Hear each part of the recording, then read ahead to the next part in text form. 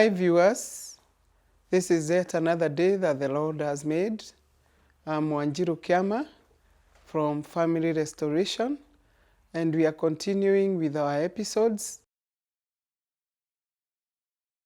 There are 6 life skills that really help us in life, and these are the ones that should be taught to children even in primary school, so that they know that when somebody tells me this, I can say no, na hakuna kitu kitafanyika. But most of these children, they fear to annoy, they fear to discourage, so they just go for it. And so today I want us to look at those life skills, and I want us to be very keen as parents and teachers, because these life skills, even in our lives, they help us even as teachers, even as counselors, even as media people, and our lives, wherever we are, we need the life skills.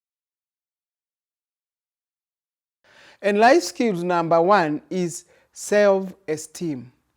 We should teach our children to have high self-esteem. Make them believe in themselves. Who can make them believe in themselves? Especially the parent.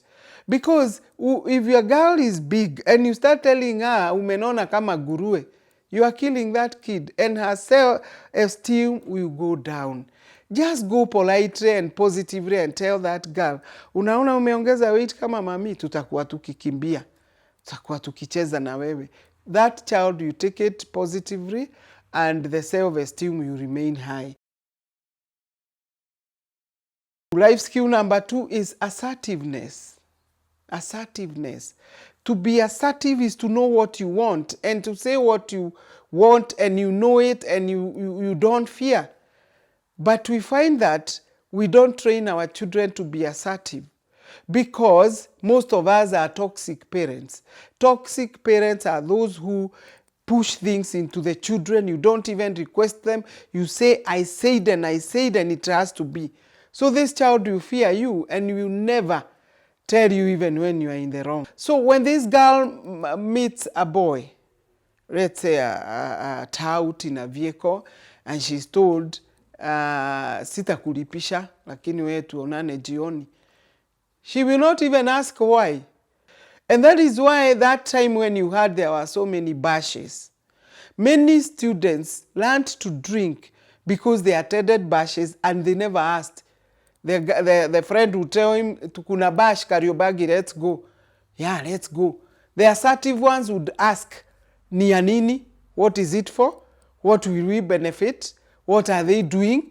Are they going to dance? Are they going to drink? Those questions you put the friend off, na anamwambia we wachwa. And many kids escaped this. But those who are not assertive followed their friends, and you know the stories that followed with the bashes, the drinking. Some kids were found on the roads too drunk, and it was very bad. Assertiveness. Life skill number 3 is communication. Even at home, if a child communicates, he will never go wrong.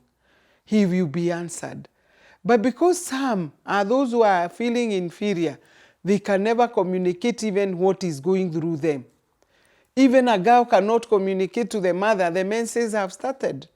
A boy cannot communicate to the father, Daddy, I don't know why my voice has changed.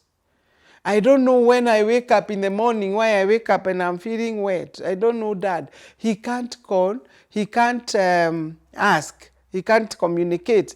And so, if he can't communicate and he's suffering from inferiority complex, tell me what kind of a young person you are bringing up.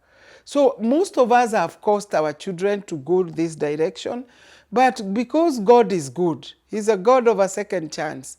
He is giving parents, and I think that is why people think COVID came negatively.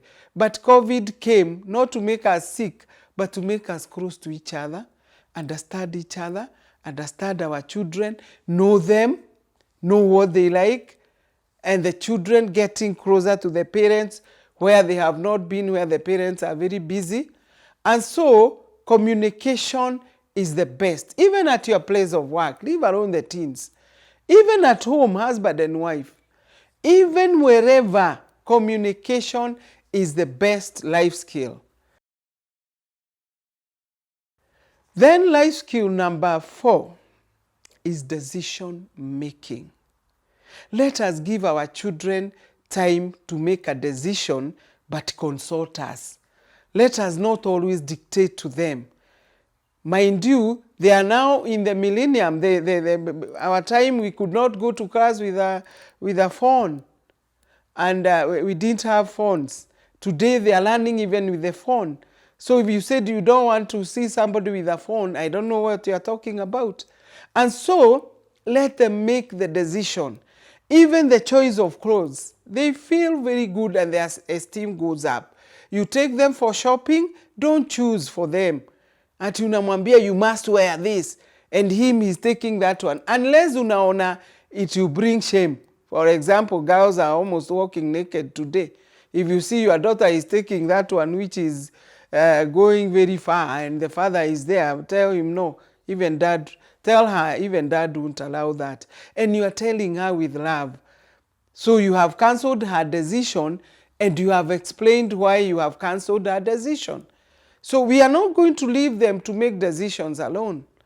Look at, I said I've been a teacher. You go and ask her Form 2 when they are choosing subjects. You ask her, what subjects do you want to take? No, I can't decide before my mother comes. In this case, who is the learner? Train your children to make decisions, because already you can even see their talents, their gifts. If you see he's a scientist, advise him accordingly and tell him he might think for you science is the best. If you see they are coming with 80s and 90s in the arts, tell them, I think you are humanity. It's very good you are sharing with them. And so when they go to school, they are confident that even mom said, even dad said, I'm good in humanities, I'm good in sciences, I am talented, I can do this.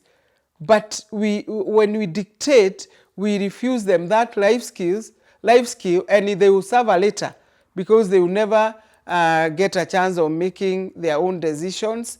They will depend on their friends or their peers to make decisions for them. And if they're in the wrong company, that is how now they end up into smoking bang, into alcohol, into drugs.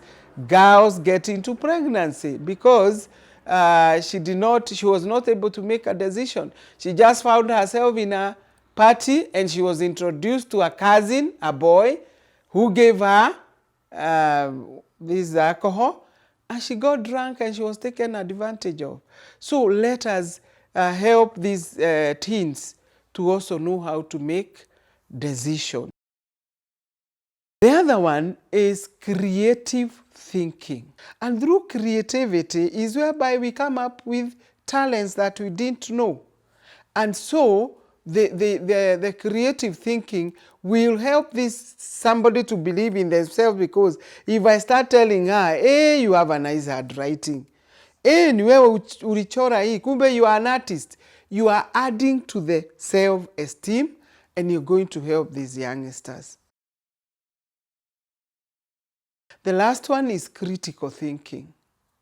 If we help our children to learn critical thinking or to do critical thinking, they will not indulge themselves. When you are in a wrong group, the teens are the ones who are really affected by the peer pressure. If you find that in your group there is a boy who is telling you he wants to introduce you to something, when you smoke it, you feel so good, you feel irate, you feel yeah. And then ask yourself, criticize. What is this yeah? Where is it going to take me? Where am I heading? And then when you criticize yourself, you'll tell him, I don't think I want to feel irate. I want to study. I want to be a doctor, period. And I want to go and study. So you criticize even what the others are telling you. When girls, when boys are together, they discuss girls. When girls are together, they discuss boys. When you are discussing those boys, and this girl is there telling you, he wears Timberland, he's like this, he's like this. That is something he's been bought by the parent. So criticize yourself. Am I following him, or do I want him because of his Timberland? And when we are able to use all those life skills, our teenagers are going to be saved, or they are going to be saved. May God bless you and be with you.